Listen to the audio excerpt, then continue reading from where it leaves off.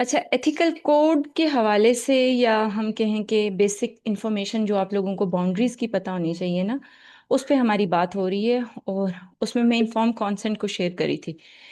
आपका पेशेंट का स्टार्टिंग का जो कॉन्ट्रैक्ट बिल्ड होता है, या आप उसे इन्फॉर्म करते हो कि ये चीज़ें हम शेयर कर सकेंगे, ये चीज़ें शेयर नहीं होंगी। ये सारी चीज़ें आपने ना स्टार्टिंग में ही केस को जब बिल्ड कर रहे होगे, तो साथ साथ पेशेंट को वन बाय वन बताते जाइएगा, खुद भी और आपको भी लिमिट थेरेपी का पता हो। जैसे अभी अ, किस हद तक आपने सवाल पूछना है सेक्सुअलिटी के रिलेटेड, और आपने पूछना है आप मुझे सिर्फ इतनी प्रैक्टिस बता दें कि आपका पर डे की प्रैक्टिस क्या है, कितने टाइम। इससे ज्यादा मुझे मालूमात आपकी नहीं चाहिए होगी। वहीं पे आपने ब्लॉक भी दे दिया, अपनी बाउंड्री भी बता दी। तो किसी भी लेवल पे आप पेशेंट को जब इन्फॉर्म कर रहे होते हो, साथ ही साथ कॉन्सेंट भी बांध रहे होते हो अपना और उसका। तो बहुत से लेवल पे इन चीजों को फिर आपने कंटिन्यू भी करना है through out the process of your history taking. हाँ, नॉन जजमेंटल एटीट्यूड का हमें आइडिया है। हम बहुत से लेवल पे ये कहते हैं और अपने आप को ये साबित करते हैं कि हम नॉन जजमेंटल हैं, but we are human being. हम बहुत से लेवल पे एज्यूम कर लेते हैं कि अगर कोई कहता है कि ये शराबी है, ड्रग लेता है, या इसने वाइफ के साथ प्रॉब्लम क्रिएट की हैं, या औरत है तो औरत बहुत एग्रेसिव है, सामने हस्बैंड को बार बार टोक रही है, तो शी इज एक्चुअली डोमिनेंट। और वो इस तरह की जम्पशन हम बिल्ड करते हैं पर्सनालिटी ट्रेड्स की बेसिस पे, as a psychologist biases build करते हैं जेंडर की बेसिस पे। तो I really appreciate each of you कि आप लोग हमेशा, यूजुअली लोग मुझे कॉल करके पूछते हैं मैम आप मेल और फीमेल को डील करती हूँ। मैं उन्हें कहती हूँ मैं ह्यूमन को डील करती हूँ उसके इमोशंस के लेवल पे। अगर आपको कहीं डिफिकल्टी है तो आई एम हेयर। अगर मुझे लगा मेरा केस, मैं आपका केस देख सकती हूँ, तो you are more than welcome. So psychologist को मैं हमेशा कहती हूँ ठीक है, हमें मद्देनजर रखना है कल्चरल पर्सपेक्टिव, हमें मद्देनजर रखनी है जनरली जेंडर बेस्ड चीजें सारी। लेकिन जब असेसमेंट के लेवल पे आते हैं तो हमें बहुत सी चीजों से पाक साफ होके अवॉइड करना है, एज्यूम कर कि यार ये खातून अगर अबाए में आती है हमारे पास तो ऐसी होगी, या हमारे पास ये मॉडस्कॉट होके आ रही है तो ये ऐसी होगी, या इस गाड़ी में आ रही है तो इस तरह। हम as a human being biases भी बिल्ड करते हैं बहुत ज्यादा, क्योंकि हमने भी तो एक्सपीरियंसेस हार्ड किए होते हैं बहुत सी चीजों के लेवल पे। तो अज्यूम, नॉन जजमेंटल अगर आप कह रहे हैं तो अज्यूम नहीं कीजिएगा, बाइसेस बिल्ड ना कीजिएगा पर्सनल ओपिनियन को। यूजुअली ये साइकोलॉजिस्ट की गलतियों में से बहुत बड़ी गलती है कि मेरा ख्याल है कि ये, मैं हमेशा कहती हूँ ख्याल नहीं आपके हैं, स्क्रीनिंग और असेसमेंट की बेसिस पे आपके ये नंबर आए हैं, और मेरी ऑब्जर्वेशन जो आपकी सब्जेक्टिवली आपने मुझसे शेयर किया उसकी बेसिस पे मैं ये रिस्पॉन्ड कर रही हूँ। तो तब जाके केस की कंपाइलेशन होती है। हमारे यहाँ हम सबसे पहले ना फन खान बनते हैं और उसकी बेसिस पे रिस्पॉन्स करना शुरू कर देते हैं। तो प्लीज, लर्निंग के पर्सपेक्टिव पे हैं या एक्सपर्टीज के लेवल पे हैं, किसी भी लेवल पे हैं, ट्राई टू लेंस देखना है कि आपका नंबर स्कोर क्या क्लाइंट का आया हुआ है, इंटरव्यू में उसने क्या कहा हुआ है, उसने कौन कौन सी चीजों को बेसिस बना, क्योंकि हम कह रहे हैं एविडेंस बेस्ड प्रैक्टिसेस हम करते हैं। तो एविडेंस बेस्ड प्रैक्टिसेस तब होती हैं जब हमारे पास रेजिड्यूल इकट्ठे हो जाते हैं, उसकी बेसिस पे हम वन बाय वन साइन और सिम्टम को ट्रीट कर रहे होते हैं। तो इन चीजों का जरूर ख्याल रखिएगा कि ये बाउंड्री के अंदर है कि आपने कोई भी लेवल पे पर्सनल ओपिनियन बिल्ड नहीं करने कि मेरी फ्रेंड ने इस तरह का बोला था, मैंने मूवी में इसमें तो पढ़ा था, आर्टिकल में इस तरह। और इवन एक रिसर्च की बेस पे भी आप इस सारी चीज को हाईलाइट नहीं कर सकते। नंबर ऑफ रिसर्चेज आपने अगर पढ़ी हैं और आपको लगता है कि क्लस्टर्स उसको आइडेंटिफाई करता है, और उस रिसर्च की बेसिस पे हमारा जो कल्चरल, हमारा जो एशियन कल्चर है या एशियन जो सोसाइटी के पर्सपेक्टिव्स हैं, उसकी बेसिस पे वो बेहतर रिस्पॉन्ड करते हैं, तब जाके उस ओपिनियन को भी आप मार्क कर सकते हैं, अदरवाइज नहीं। तो रिस्पेक्ट ऑफ उसकी डिग्निटी या एनाटॉमी, जो ऑटोनॉमी उसकी है, उसको आपने बहुत रिस्पेक्ट करना है। मैं क्लाइंट से कहती हूँ कि अगर फर्ज किया, मैं ये एग्जांपल अपनी बार बार इसलिए लाती हूँ कि मैं आप लोगों को साथ साथ समझा रही हूँ। अब मैं क्लाइंट से कहती हूँ कि अगर 8 सेशन के अंदर भी आप सेटिस्फाई फील नहीं करते ना, और आपको लगता है कि नहीं मैम मेरे बासकत मेरे 26-26 सेशन क्लाइंट के चलते हैं, तो आज सुबह मैं अपने क्लाइंट का सेशन अलाइन कर रही थी और मैंने उससे बाकायदा पूछा। मैंने कहा देखिए 2035 तक मैं आपका सेशन अलाइन कर रही हूँ, तो आपको क्या लगता है कि इतना लंबा अरसा आप मेरे साथ इतनी सारी चीजों को आइडेंटिफाई कर सकेंगे, क्योंकि उसका 5 5 साल का बेसिकली प्लान बना रही थी, लेकिन डेट वैसी जा रही थी। तो उसने कहा नहीं मैम, मुझे लगता है आगे 5 से 10 साल में जो रिकवरीज हैं, जिस तरह से मैंने पिछले 40 साल गंवाए, तो मैं अगर 5 से 10 साल में किसी एक ऑब्जर्वेशन के अंडर रहते हुए अपनी चीज़ों को रिकवर कर सकता हूँ, रिजॉल्व कर सकता हूँ, तो आई एम ऑन बोर्ड। फिर मैंने साथ ही एक लाइन कही, देखिए मैंने अभी आपका अभी अगले 5 से 7 साल का मैं आपका ट्रीटमेंट प्लान अलाइन कर रही हूँ, होता है या नहीं होता, इट्स अ डिफरेंट थिंग, लेकिन रिक्वायरमेंट ये है। लेकिन अगर आपको बीच में कहीं पे भी लगे कि यू आर नॉट गेटिंग, कहीं रेजिस्टेंस आ गई है, कहीं आप मेरी बात को समझने में, तो you have full right to hold this contract, और इसको हम मतलब एंड अप करते हैं। और आपको मैं अगला जो भी आप थेरेपिस्ट या साइकोलॉजिस्ट या मेंटल प्रोफेशनल हायर करेंगे, मैं उसको ब्रीफ करूंगी, ये मेरी रिस्पॉन्सिबिलिटी के अंदर। तो हमें ना बहुत से लेवल पे वो उसका राइट बन जाता है, यानी ये उसकी डिग्निटी को या उसकी क्लाइंट के राइट्स के अंदर ये आता है कि आप उसे ये क्लियरली कहें। बाज़ हमारे मेरे पास क्लाइंट्स आते हैं और वो मुझे कहते हैं कि मैम फलां साइकोलॉजिस्ट ने हमसे 25,000 चार्ज किया और उसने कहा कि आपने 3,000 3 दिन आना ही आना है। तो मैं कहती हूँ अगर 3 दिन आपका कॉन्सेंट था तो आप गए ना, आपने पे किया। नहीं, मैं नहीं जाना चाह रहा था। मैंने कहा बीच में उन्होंने पूछा था कि अगर आप सेटिस्फाई हैं, अगर आप कनेक्ट कर सकते हैं, अगर आप वो कर सकते हैं। कहते हैं नहीं मैम, इस तरह का तो हमें उन्होंने कोई भी नहीं, उन्होंने हमें बस प्रेशर वाइज कहा कि बस आपने पैसे पैसे किए आप आज। तो हमारे यहाँ बहुत सी मेल प्रैक्टिसेस के लेवल, आप हर लेवल पे अपने पेशेंट को उसका राइट दो कि वो चूज करे कि उसने चलना है कि नहीं चलना, रुकना है तो अगर रुकना है तो किस देर तक। बाज का क्लाइंट यहाँ तक भी जैसे चलने से ज्यादा रुकने के लेवल पे कि मैम मेरी पेशेंट, बाज का पेशेंट कहते हैं मेरी पॉकेट इजाजत नहीं दे रही, मैं सही से इसको रिसीव नहीं कर पा रहा। ज्यादातर लोगों के फाइनेंशियल कंस्ट्रेंट्स आते हैं। तो उसमें मैं कहती हूँ ठीक है, टेक योर टाइम, लेकिन उसमें तीन इन चीजों का ख्याल रखिएगा। मतलब एग्जाम्पल, उनकी कोई केस स्टडी ऐसी है कि जिसमें उन्होंने हार्मफुल बिहेवियर्स किए हैं, कट लगा देते हैं, ड्रग अब्यूज पे चले जाते हैं, ब्ला ब्ला। तो मैं कहती हूँ कि पहले आपने मुझे वादा करना है कि आप लोगों ने इस तरफ नहीं जाना, और बीच में अगर कोई भी इमीडिएट आपको थॉट इस तरह का या एक्शंस में जाएंगे तो आप मुझे फिर कॉल करेंगे, आप फिर इस चीज का ख्याल नहीं करेंगे कि पेमेंट की है कि नहीं की। तो आपने ना पेशेंट को कंफर्टेबल करना होता है। ठीक है, हम माश कमा रहे होते हैं, लेकिन पेशेंट की हमारी सबसे बड़ा पेशेंट का सबसे बड़ा राइट हम पे ये है कि हम उसकी केयर का प्लान कर रहे हैं, और उसका ये है कि उसको सब चीजों का पता हो। हम क्लियर नहीं चलते। तो बाउंड्री के अंदर एथिकल कोड में ना हमने क्लियर बिल्ड करना है कि मेरा और उसका रिलेशनशिप क्या है, कहाँ तक मैं उसको सर्विस। बाज का यहाँ तक भी जो अभी अर्ली स्टेजेस प्रोफेशनल्स होती हैं, वो बड़ी बड़ी कमिटमेंट कर देती हैं क्लाइंट्स के साथ, लेकिन वो पूरा नहीं बाद में कर पा रही होते या कर पा रही होती। अब इसकी एग्जांपल मैं ये बताती हूँ कि अभी तक की मेरी प्रैक्टिस ये है कि मैं अपने क्लाइंट को कहती हूँ कि 24/7 के अंदर मेरी जो वॉइस सर्विस जैसे वीएन है या आपका टेक्स्ट है, मैं अलाउ करती हूँ क्लाइंट को। और फिर मैं उसके साथ ही एक लाइन करती हूँ, मैं कहती हूँ जब भी मैं प्रॉपर होगा, जब भी मेरे पास टाइम होगा तो मैं रिस्पॉन्ड करूंगी, I am not bound to. लेकिन आपको मैं इसलिए कह रही हूँ कि उस दौरान में जो आप फील कर रहे होंगे वो लेटर ऑन मुझे असेसमेंट में या आपको रिस्पॉन्ड करने में, चाहे वो कैफियत गुजर भी जाए, लेटर ऑन की मैनेजमेंट में मैं आपको बेहतर तरीके से समझा सकूंगी। तो शेयर इट विद मी। तो ये जो कुछ आप जहां पे पेशेंट को छूट दे रहे हो, खुला कनेक्शन दे रहे हो, साथ ही बाउंड भी कर रहे हो कि it's not necessary on my side कि मैं रिस्पॉन्ड करूं उसी टाइम। फिर आपको वेट करना पड़ेगा, चाहे दो दो तीन तीन तीन दिन इंतजार करना पड़े। अगर हाँ कोई हाई इमरजेंसी है तो फिर 3 दफा आप क्लिनिक के नंबर पे कॉल कीजिए, वो रिस्पॉन्ड करेगा और मुझे जल्दी से बताएगा। मेरे कोऑर्डिनेटर को बताइए कि वो मैम से अर्जेंसी में बात करना चाह रहे हैं।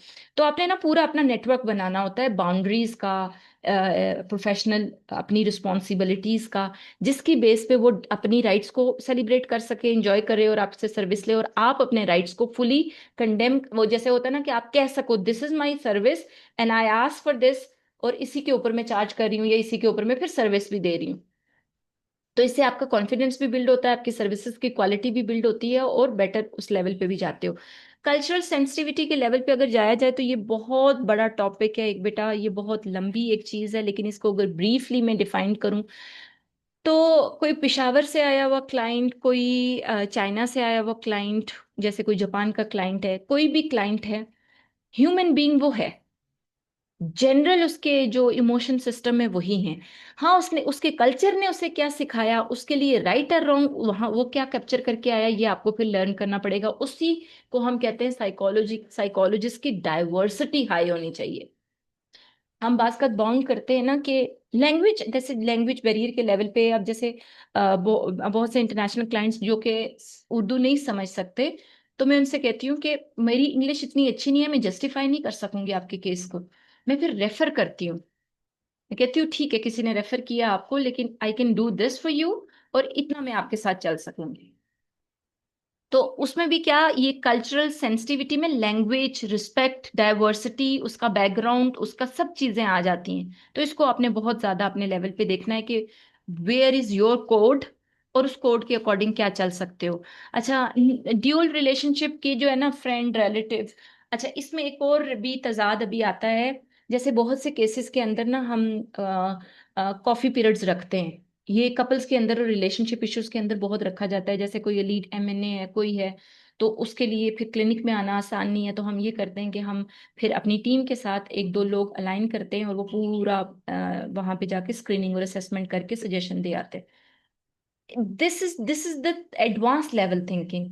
लेकिन फर्स्ट लेवल पे इवन यहाँ पे भी होता है कि हम विजिट करते हैं एज अ साइकोलॉजिस्ट किसी के घर, क्योंकि होम विजिट्स भी होते हैं साइकोलॉजिस्ट के। तो वहां पे भी आपने रिलेटिव की तरह बिहेव नहीं करना, ना वहां पे भी फ्रेंड की तरह बिहेव करना है।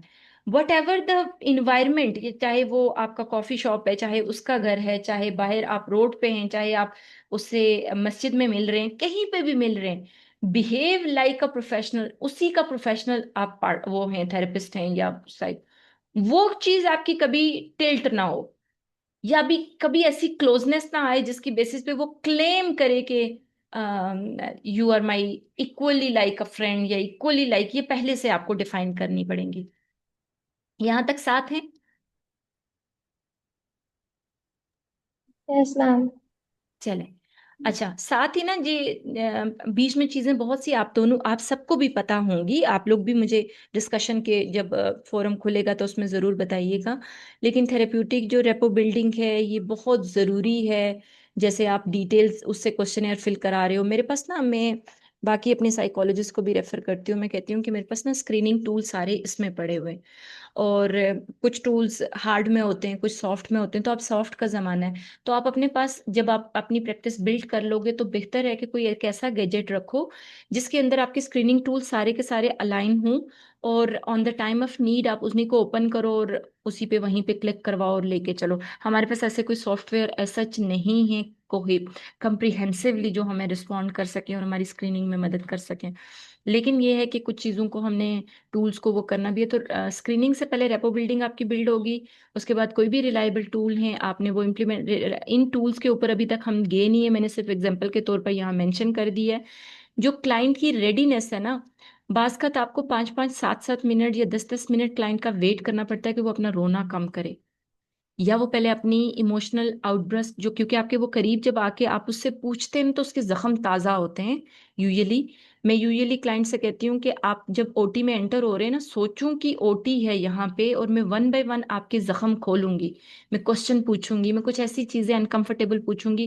पहले तो मैं रिक्वेस्ट करूंगी कि आप कंफर्ट अनकंफर्टेबल, ये इलाज को तरतीब देने के लिए मैं आपसे पूछ रही हूँ, आपको मजीद या किसी और दर्द में ले जाने के लिए नहीं। लेकिन क्योंकि हम जब ओटी में रिपेयरेंस कर रहे होते हैं, तो वहां ब्लीड तो होता है, तो आंसू तो हल्के फुल्के आएंगे। तो here is water, here is पानी, ये दोनों चीजें सामने पड़ी हैं, यू जस्ट उसे ना कनेक्ट करने के लिए, ये कुछ आपकी की रिस्पॉन्सिबिलिटीज हैं जो एज अ ह्यूमन बीइंग आपने इम्प्लीमेंट करनी है वहां पे, ताकि क्लाइंट आपका रेडी हो और प्रोसेस के अंदर शामिल हो, और प्रोसेस इतना क्लियर हो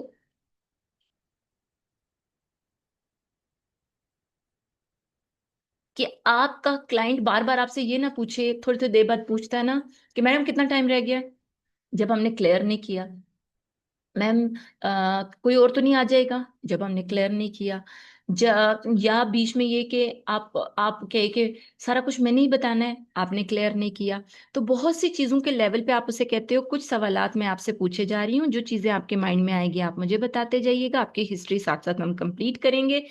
आपको अगर अनकंफर्टेबल कहीं पे आपको ब्रेक चाहिए, आपको लगे कि आप बोलना नहीं चाह रहे, आप 1-2 मिनट का पॉज कर सकते हैं, मैं आपका इंतजार कर सकती हूँ। तो बहुत से लेवल पे आपने क्या करना है, ये रेपो बिल्डिंग के वो की स्टेप्स हैं जो आप असेसमेंट में, असेसमेंट से पहले स्क्रीनिंग में जब जा रहे हो, केस को सिर्फ लिख रहे हो कि उसके साथ हो क्या रहा है, वो हमारे पास आया क्यों है, वो करवाना क्या चाह रहा है, उसे ट्रीटमेंट किस तरह का लगेगा, ये बात की बात है। वो बेसिकली कौन सी अलामात के साथ आया, अभी तक तो हम सेकंड जो हमारा वीक है ना उसके अंदर ये की असेसमेंट और रिस्पॉन्सिबिलिटीज पे जा रहे हैं। ठीक है, ट्रांसपेरेंट इसलिए मैं कह रही हूँ। अब डॉक्यूमेंट के हवाले से काफी लास्ट टाइम भी मैंने आपसे शेयर किया था। अब डॉक्यूमेंट के लेवल पे, अब जैसे ये केस है, 21-year-old female share deeply traumatic experience in a friendly tone, then ask if she can talk to you like a friend outside the session. You are in second practicum week है आपके। तो मुझे ये बताइए कि आपका सबसे बड़ा जो बाउंड्री एट रिस्क होगा वो क्या होगा।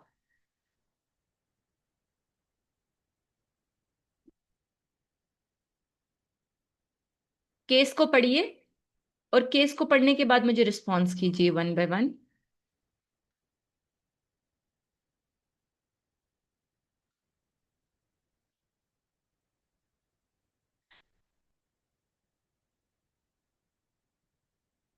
कौन केस को समझा है? असफद, आप हमारे साथ हो बेटा? असफद है हमारे साथ, रिजा है। अच्छा, जिसने हाथ खड़ा किया है प्लीज बताइएगा। आमना प्लीज बताइए। मैम आई थिंक यहाँ पर सबसे ज्यादा जो बाउंड्री एट रिस्क है वो यही है कि जो आपकी प्रोफेशन है उससे हट कर वो आपको एज अ फ्रेंड या फिर एज अ, यहाँ पर तो डायरेक्टली एज अ फ्रेंड कहा है उन्होंने, हम्म। और आउटसाइड द सेशन भी मेंशन किया है। हम्म। तो वो क्लियरली मतलब आपसे अ, और दोस्ती लेवल का। पे कनेक्ट करना चाह रही हैं। वो ये नहीं चाह रही कि आप और उनका एक क्लाइंट और थेरेपिस्ट वाला रिलेशनशिप हो। तो इसमें सबसे ज्यादा इंटरेस्ट जो है दोनों का आई थिंक जो रोल है वो होगा। Hmm. How would you maintain your ethical code? Honestly, if it were me, so I would tell them, okay, I'm sorry, but we can only maintain this professionally. You're a client, I'm your therapist. You can talk to me friendly, but um, we cannot be friends and cannot talk out. अच्छा, एक चीज मैं आप लोगों को बता देती हूँ, जैसे क्लाइंट के साथ है ना, आप लोगों ने, थैंक यू आमना, आप लोगों ने जैसे आई एम सो सॉरी इस तरह की चीजों के बजाय आपने ये वे यूज करना है कि I am very apologetic for you for this, but मतलब वर्ड जो है ना, सॉरी वाला, उसके माइंड में स्टोर या कोड किसी और लेवल पे हुआ है, और वो कमजोर समझेगा एकदम से आपको या समझेगी। हम जिस उसके अंदर है, तो मैं टोटली आपकी कैफियत को या फीलिंग को समझती हूँ। आप चाहती हैं कि कोई एक ऐसा बंदा आपके साथ क्लोज हो जिसके साथ आप खुल के बयान कर सकें, इसीलिए आपने मेरी सर्विस को भी हायर किया है। तो साइकोलॉजिस्ट आपको समझता और सारे लेवल पे जांचता, मतलब ये देखो, ये समझना का लेवल है ना, अंडरस्टैंडिंग है सारी की सारी। तो आप मेरे साथ वो बयान कर सकती हैं, लेकिन इस रिश्ते के अंदर जो आप डिमांड कर रही हैं इसके लिए ये अप्रोप्रिएट टाइम पीरियड नहीं है, और ना ये हमारा बन सकता है। ये इस तरह से आपने उसे बयान करना है। आमना, बिल्कुल दुरुस्त फरमाया आपने। किसी और ने भी हाथ उठाया था, बताइएगा, अनम्यूट कीजिएगा। जी अक्सा। मैम इसमें एक और भी चीज हो सकती है ऐड कि अगर हम ना बताएं कि मतलब अगर हम वहां पे मना ना करें कि हम आप हमारे फ्रेंड बन सकते हैं या नहीं, हम्म। तो बाद में जाके जो हमने प्रीवियस उनकी थेरेपी या जो कुछ भी किया है वो बिल्कुल नल हो जाएंगे उसका इफेक्ट। तो इसलिए भी हमें ये एथिकल बाउंड्री मेंटेन करने के लिए बोला गया है कि मतलब हम उनके साथ कोई रिलेशनशिप और इस तरह की चीजें ना बनाएं, ताकि जो है हमारी जो एक फिक्स्ड बाउंड्री है वो रहे दरमियान में, ताकि हमारी जो फ्लो ऑफ एक्टिविटीज है या जो हम उनको ट्रीटमेंट प्रोवाइड कर रहे हैं वो इफेक्टिव रहे। बिल्कुल। बिल्कुल अक्सर, लेकिन इसमें ना एक चीज ऐड कर देती हूँ आपके प्रैक्टिकल में ना, कहीं पे भी आपका क्लाइंट, कोशिश कीजिएगा आप सिर्फ 45 मिनट के अंदर ही चीजों को वो कर सके। एक मिनट वेट कीजिएगा।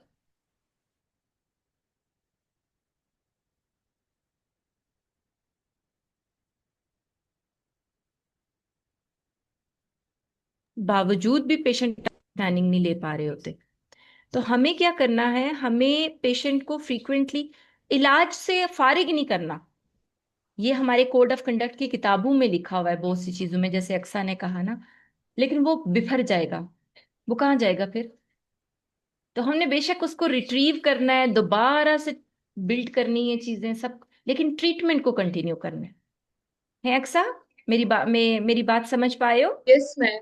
यस मैम, हम उनको ये कह सकते हैं कि मतलब आप दोबारा से सेशन ले सकते हैं, हमारे यस। साथ फॉलो अप के लिए आ सकते कि आपने अभी तक जितना मेरी और आप दोनों आपकी बात हुई है, इसमें अगर आप लुबे लुबाब ये समझ रही हैं कि एज अ दोस्त मैं आपकी कर रही हूँ, मैं तो साइंस को समझती हूँ, मैं तो इमोशन की मैनेजमेंट को समझती हूँ एज अ साइकोलॉजिस्ट। मेरे पास ये खुद को फिर बताए ना उस टाइम, मेरी ये एक्सपर्टीज है, मैं सोचूं के लेवल पे नॉलेज हूँ।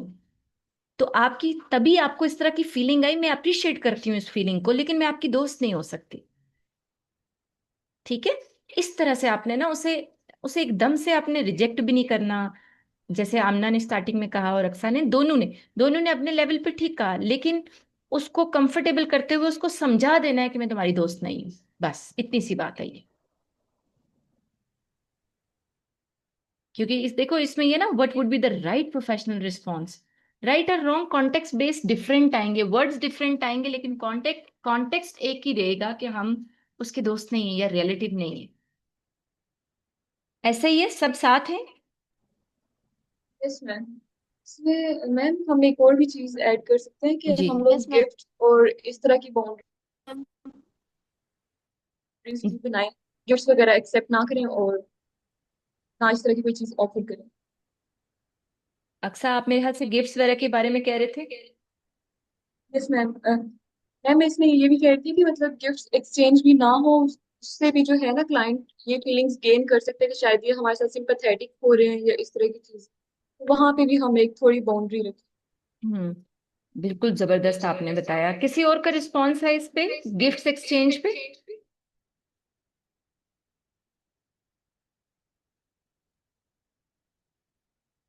मेरे साथ हैं सब या सो रहे हैं?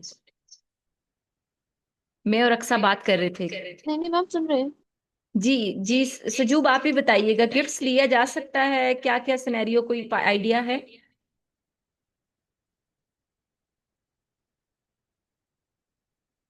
मैम गिफ्ट लेने से तो वही फ्रेंडली रिलेशनशिप वो समझेंगे ना कि फ्रेंड्स गिफ्ट एक्सचेंज कर रहे हैं। यस, बिल्कुल। अच्छा, मैं ना एक चीज इसमें आप लोगों को प्रैक्टिकल बता देती हूँ। होता क्या है, जब आप क्लिनिक में बैठे होते हैं ना, तो पेशेंट आता है कभी केक उठा के, कभी मिठाई उठा के, कभी डायरी उठा के, कभी कुछ उठा के। कुछ लोग ऐसे होते हैं वो गले पड़ते हैं। ये मेरे साथ होता है, शुरू से हो रहा है। अब अगर फर्ज किया उसने कहा मैडम आपने केक हमसे ना लिया ना, तो बस मैं समझूंगा मैं आप मेरी डॉक्टर नहीं है। इस तरह के लेवल के लोग आते हैं, कपल्स आते हैं हमारे पास, और कपल कहते हैं हम फलां जगह पे विजिट के लिए गए थे और स्पेसिफिकली आपके लिए लेके आए, आपके क्लिनिक के लिए लेके आए। तो बहुत से लेवल पे हम हमेशा ये कहते हैं कि देखें ये बाहर हमारे नीडी लोग बैठे हुए हैं, बाहर से मुराद के कोई भी बैठा हो, हम कहते हैं जाते हुए उन्हें पकड़ा जाइएगा, आपकी तरफ से हमारे तक हो चुका है। और अगर लगे कि वो बिल्कुल ही गले वाला पड़े, तो फिर उसी के सामने अपने किसी एम्प्लॉय को शामिल करते हैं, और मैं जैसे करती हूँ, मैं उनसे कहती हूँ इनके हाथों में जाके ना, मुझे सामने लोग बैठे हुए हैं, उनको ये सेपरेट कटिंग करवा के प्लेट्स में डलवा के इनके हाथों से उन्हें दिलवा दो। तो बहुत से लेवल पे आप लोगों को नाराज भी नहीं कर सकते। और मैं उन्हें कहती हूँ देखें आपकी तरफ से मेरे तक पहुंचा, मैंने आगे जो किया वो मेरी वो थी, मेरा साथ दीजिए। तो बहुत से लेवल पे ना हमें किताबों में बिल्कुल सिखाया जाता है, लेकिन प्रैक्टिकल में ना बड़ा मुश्किल होता है इन चीजों को मैनेज करना। आपको पता है 2011 में एक पेशेंट थे मेरे जो पेशावर से आते थे, और वो रेवड़ी या पता नहीं क्या होती है वो लेके, मैं आगा खान में थी उस टाइम। और एक दफा मैंने उन्हें डायरेक्टली कह दिया, मैंने कहा मैं आपसे नहीं ले सकती, आप यहाँ से उठा के प्लीज ले जाइए इसे, या बाहर किसी को मैंने उस वक्त तो इतना मुझे पता नहीं था, लेकिन मैंने उन्हें ये कहा कि आप प्लीज ले जाइए, मैं आपसे गिफ्ट्स रिसीव नहीं कर सकती, इलाज अगर आपने प्रॉपर करवाना है तो आई एम हियर, मैं बिल्कुल देती रहूँ। वो बाहर चले गए। मैं दिन के 4 बजे ये उन्हें कहा, रात के 10 बजे जब मैं क्लिनिक से बाहर निकली, उससे पहले भी मुझे किसी ने नहीं कहा, और खड़े होकर उन्होंने मुझे ये कहा कि मैम आपने मेरे खलूस को ठुकराया है, और मैं इस वजह से इतना हर्ट हूं। तो बहुत से लेवल पे ना हमें, हमारा कल्चर ये है, हम जिससे खुश होते हैं ना, सब जगह पे होता है लेकिन हमारे कल्चर में नहीं। तो हमें ना तरीके से फिर उसको, फिर उसके बाद जितनी भी चीजें आई मैंने उसका वे आउट निकाला कि यार उसका क्या हो सकता है, अगले बंदे को बुरा भी ना लगे और मैं खुद भी ना लूं, क्योंकि मुझे रास्ता निकालना था ना। तो बहुत हर्ट हो जाते हैं क्लाइंट, वो इवन फीमेल जब आती हैं तो एकदम रोने वाली कैफियत में आ जाती हैं कि हम दोनों तो आपके लिए इतनी खुशी से चीज लेके आए थे। तो बहुत से लेवल पे हमने स्टॉप करना है, लोग मान भी जाते हैं, कुछ लोग मान जाते हैं, हम जनरल ज्यादातर लोग मान जाते हैं। लेकिन उनमें से जैसे 100 क्लाइंट में से 3 क्लाइंट अगर इस तरह की हरकत करते हैं तो वो तो अपना और हमसे ना रिश्ता नाता तोड़ देते हैं कि नहीं इन्होंने तो बहुत गुरूर है, इनके पास तो ऑलरेडी मतलब बहुत सी चीजें, तो हमें वो देखनी पड़ती हैं। मैं समझा पाई हूँ, मैं प्रैक्टिकल एग्जांपल इसलिए आप लोगों को दे रही हूँ कि आप लोग आगे जब जाओगे तो 1000 तरह के लोग आपके करीब आएंगे, बात करेंगे। एथिकल कोड में से हमने उन्हें फॉलो भी करना है और उन्हें छोड़ना भी नहीं है। इलाज तो उनका नहीं कहीं जाना चाहिए जी। वर्दा मैम, प्लीज एक बताइएगा। क्वेश्चन है। फिर आमना आपसे पूछती हूँ। वर्दा का हाथ काफी देर से जग उठा। अस्सलाम वालेकुम मैम। वालेकुम अस्सलाम बेटा। अच्छा मैम, मैंने ना चाइल्ड के साथ जब इंटर्नशिप कर थी ना, तो 2-3 सेशंस के बाद ना उसने मुझे बोला कि आप ना कल मेरे लिए बिस्किट्स लेके आना। तो हम्म। इस सिचुएशन में हमें क्या करना चाहिए? मतलब बच्चे हैं, हालांकि मैं ले गई थी उसके लिए नेक्स्ट डे, लेकिन समझ नहीं आता ना कि इस सिचुएशन में बंदे को क्या करना चाहिए, क्योंकि बच्चे हैं और वो फिर आपके साथ ऐसे इमोशनली अटैच हो जाते हैं। तो अगर वो इतने प्यार से आपसे कोई चीज़ मांग रहे हैं तो आप मना भी नहीं कर सकते। अच्छा, इसमें सिर्फ तो एक छोटा सा ख्याल रखना है कि फैमिली को जो गार्डियन है ना उनका कंसेंट ले लेना है कि क्या चॉकलेट बिस्किट से एलर्जी तो नहीं है इसे, इसको मैं दे सकता हूँ या दे सकती हूँ। तो उसमें क्या हो जाता है, कंसेंट शामिल हो जाता है तो आप इजी हो जाते हैं जब इजाजत मिल जाती है। इवन देखो बहुत से लोग जैसे मेरी क्लिनिक में आते हैं ना, तो वो भूख लगी हो उन्हें, तो वो कहते हैं मैम लंबे लंबे रिश्ते हमारे चल रहे हैं इतने टाइम से, मतलब कोई साल 3 साल की किसी की थेरेपी चल रही है, वो आते साथ कहते हैं मैम आज सुबह से मैंने कुछ खाया नहीं, हमें ना जूस मंगवा दें। मैं कहती हूँ ठीक है इनके लिए जूस मंगवा लें, या इनके लिए अगर इन्हें चाय पीनी है तो चाय कॉफी ग्रीन टी ये सब कुछ मैं रखती हूँ क्लिनिक के अंदर। तो डेफिनेटली ये तो हम ऑफर करते हैं। बच्चे के लिए आप फिर कॉन्सेंट ले लेते हो और इस तरह से चल रहा होता है। हाँ अगर स्पेसिफिकली वो आपसे कहे कि यार मैम मैं आपके लिए ना मैंने लंच अरेंज किया है, या आप मुझे आज लंच कराएंगे, इस तरह का कुछ नहीं। ट्रीटमेंट के दौरान जो छोटी छोटी फॉर्मेलिटीज होती हैं उनको आप बिल्ड कर सकते हो ताकि कनेक्शन और कनेक्टिविटी आपकी अच्छी बिल्ड हो। आपको पता है यस मैं मैम। मंगोलिया थी और मंगोलिया में हम लोगों ने रिहैब सेंटर्स में वो करना था, अपने ही पाकिस्तानी एक मॉडल अप्लाई करना था। तो मंगोलियन जितने मेडिकल डॉक्टर्स थे दे आर वेरी सिविलाइज्ड। तो उनके साथ हमारा जो चलता था ना, वो पेशेंट आता था पहले पेशेंट के सामने स्नैकिंग रखी जाती थी, और स्नैकिंग के बाद फिर उनको ऑफर किया जाता था ना कि आपका लेयर टाइम है, इस टाइम में आप ये करें। फिर उसके बाद पूछा जाता था कि आपको थ्रू द सेशन आप क्या चीज लेना चाहेंगे। सो हर चीज को ना इतना लग्जरियस बेस पे उनको करके फिर क्लाइंट, इवन थेरेपिस्ट की तरफ से भी कहा जाता है कि थेरेपिस्ट अपने पास ना अच्छी सी चॉकलेट और वो सारी चीजें रखे कि अगर बीच में क्लाइंट रोते रोते बात करते एंजाइटी अटैक्स इस तरह के, और क्योंकि जब ड्रग एडिक्ट्स के होते हैं तो उनके बड़े चीजें क्रेविंग्स चल रही होती हैं, बबल रख सकता है बंदा। तो बहुत से लेवल पे फिर हमें कहा जाता था कि you can have some kind of eatables at your table, जिसकी बेसिस पे you can offer to your client.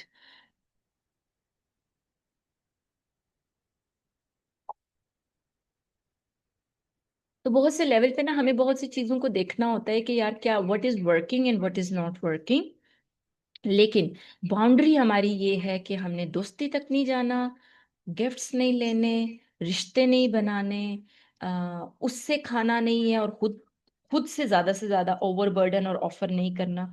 अब जैसे मैं अभी भी, मेरा 1.5 घंटे का सेशन या 1 घंटे का सेशन है उसमें जूस या कुछ ना कुछ जरूर ऑफर करती हूँ, और मैं गार्डियन से भी पूछती हूँ। और मैं ये इसलिए कि 1 घंटे की एक्टिविटी के अंदर बहुत सा टाइम चल रहा होता है, थक भी जाते हैं, पानी चाहिए होता है कुछ, तो ये तो एक क्लिनिकल वे है ना।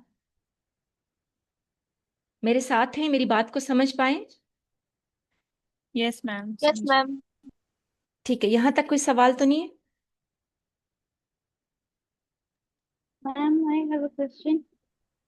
जी आमना पूछिएगा। अच्छा ये सेशन जब बंद हो जाएगा ना, मेरे ख्याल से ये भी टाइम है तो मैं 5 मिनट के लिए सिर्फ वो करूंगी। कोशिश करें अगर इसी में खत्म हो जाए तो बहुत बेस्ट हो जाएगा हमारा। आमना अगर पूछ सकें शॉर्ट। मैम, अगर कोई फॉर एग्जांपल कार्ड या पेंटिंग या ऐसी कोई हैंडमेड चीज लेकर आए, तो उसको एक्सेप्ट करना चाहिए या रिजेक्ट करना चाहिए, क्योंकि स्पेसिफिकली अगर हैंडमेड कोई चीज हो। अच्छा, गिफ्ट गिफ्ट होता है, पहले मैं ये बताऊं। क्योंकि बहुत से आपके पास आर्टिस्ट आते हैं और आर्टिस्ट कहते हैं आप अपने क्लिनिक में ये लगा लें, फिर आप उसे क्रेडिट देते हो। क्रेडिट से मुराद के आप फिर कहते हो कि इसका प्राइसिंग कर लेते हैं। देखिए, मैं भी तो आपसे चार्ज करती हूँ या करता हूँ ना। तो इस तरह से छोटा कार्ड जैसे है, उस कार्ड पे नहीं, उस पे उसने कुछ विशेष लिखी हैं, कुछ लिखी हैं, तो उस पे इतना ज्यादा आप हार्ड नहीं होते। उस पे आप थैंक यू करते हो और आप अपने क्लिप बोर्ड पे लगा देते हो। That's it. थोड़ी दिनों के बाद, जब तक जिस दिन उसका सेशन होता है, स्पेसिफिकली चिपका देते हो, उसे लगे कि रीअश्योरेंस है, डॉक्टर साहिबा ने मेरा कार्ड सामने रखा हुआ है, she is giving value to it. तो इस तरह से कर सकते हो। देखो, हर चीज में हम नल एंड रिजेक्शन पे तो नहीं जाते ना, या हम ये तो नहीं कहते नहीं, we are also human being, we value their emotions. ठीक है। अच्छा, जो आप लोगों का आज का सेशन है ना, उस और कल का सेशन और परसों का सेशन, उसके लिए मैंने सिनेरियोज यहाँ मेंशन किए हुए हैं। मॉड्यूल 10 आपका एंड हो गया है, लेकिन उसके लिए एक पूरी की पूरी स्टडी, ये है केस स्टडीज का फाइलिंग बनाई हुई है मैंने, जिसमें बच्चे का केस है, औरतों का केस, मर्द का केस, कपल्स का केस और फैमिलीज के केसेस है। उन केसेस के अंदर मैंने इंस्ट्रक्शन दी हुई है कि आप लोगों ने जो भी केस चूज करना है, उसी इंस्ट्रक्शन जितना अभी तक हमने पढ़ा है ना, उन सारी चीजों को इम्प्लीमेंट करते हुए उस केस को एनालाइज करके उसकी रिपोर्ट करना है। ठीक है। कल के हवाले से मैं रिक्वेस्ट करना चाहूंगी कि अगर कल आप लोग सुबह में, कोई पॉसिबिलिटी है कि सुबह 1 घंटा आप ज्वाइन कर सको, मैं उस केस को आपके साथ एक्सप्लेन कर दूं। मैं एक्चुअली कल रात में ट्रेवल कर रही हूँ, तो ट्रेवल करने के दौरान मैं फिर आपका सेशन कंडक्ट नहीं कर सकूंगी। हाँ, लेकिन अक्सा के साथ हमारी डिस्कशन है कि अक्सा अक्सा आपको वो केसेस सारे अलाइन करवा दें। लेकिन बेहतर ये रहेगा कि अगर हम अगट्ठे मेरे साथ ही आप कल मॉर्निंग में अगर हो जाते हो तो I will be available in morning. क्या रिस्पॉन्स करेंगे इसमें प्लीज? दो ऑप्शंस हैं मैं जो बात कर रही हूँ। एक तो आप लोग केसेस लो और इन केसेस को थॉरोली पढ़ो और उनको रिपोर्टिंग करके मुझे बता दो, और फिर हम केस डिस्कशंस रखेंगे। वो जैसे 1.5 घंटे की हमारी क्लास होती है, तो वो डिस्कशन हमारे 3 घंटे की क्लास होगी, जिसमें हम प्रॉपरली वो या तो थर्सडे को हम करेंगे या वेनेसडे इवनिंग में ही करेंगे, इन दोनों डेज के अंदर। लेकिन कल वाली क्लास का हमें थोड़ा सा ऊपर नीचे करना पड़ेगा। मैम जी हम ना बताइए। मैम आई थिंक ये ज्यादा बेहतर रहेगा। आप ज्यादा अच्छा ये भी देख सकेंगी कि कौन किस लेवल पे और कितना समझ पा रहा है। हम बाकी भी भी अपनी सब एग्री एफर्ट दिखा करें। सकेंगे आपको। बाकी भी सारे हैंड्स रेस करके बता दें।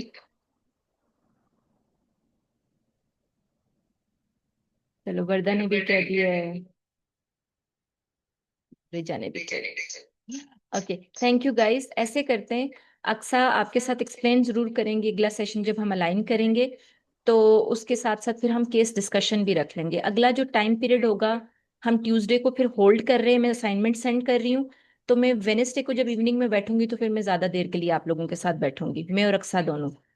ठीक है, ये याद रखिएगा, अभी तक हमारी ये कमिटमेंट है। Is it fine? Yes. Yes ma'am. Yes ma'am. चलो, जबरदस्त हो गया। इंशाल्लाह फिर वेनेसडे शाम में मुलाकात होती है। मैं जो पीडीएफ है वो ग्रुप में शेयर कर दूंगी, मैं या अक्सा दोनों में से शेयर कर देंगे हम, यस मैम, इंशाल्लाह। ताकि आप केसेस को पढ़ लें, फिर हम डिस्कस कर लेंगे। Thank you so much for joining early today. आज के सेशन का यहाँ तक ही। मॉड्यूल 2 हमारा ख़त्म हो चुका है। मॉड्यूल 3 से पहले डिस्कशन वाला क्लास आएगी और फिर हम मॉड्यूल 3 शुरू करेंगे इंशाल्लाह। Thank you everyone for connecting for today's session, और साथ देने का शुक्रिया। पढ़ते रहिए, सीखते रहिए, जानते रहिए और खुशबाश रहिए। अस्सलाम वालेकुम।